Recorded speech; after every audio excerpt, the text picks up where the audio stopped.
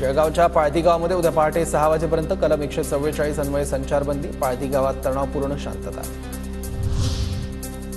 निवडणुकानंतर मराठी माणसांविरोधात दंडेलशाही सुरू. आपल्या शाखा कार्यालय पुन्हा एकदा लोकांसाठी खुली करा. नवीन वर्षाच्या शुभेच्छा देताना राज ठाकरेंचे कार्यकर्त्यांना आदेश. अजित पवारच पुण्याचे पालकमंत्री होतील. पुण्याच्या पालकमंत्रीपदावर मंत्री दत्ता भरणेंची प्रतिक्रिया.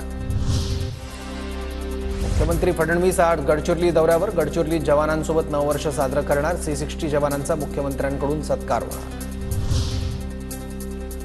मनोज जरांगे आज नांदेड दौऱ्यावर. नांदेडच्या लोहा इथं मराठा संवाद बैठक घेणार. जरांगे माळेगावात खंडोबाच्या दर्शनालाही जाणार.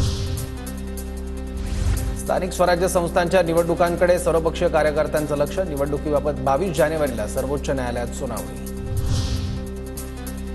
सरसंघचालक मोहन भागवत यांच्या समर्थनात पांचजन्यमध्ये लेख. भागवतांचं मत राजकारणापलीकडचं. भागवतांच्या विचारांना समजदारीने घेतलं पाहिजे. पांचजन्यच्या संपादकीयमधून भागवतांच्या वक्तव्याचं विश्लेषण.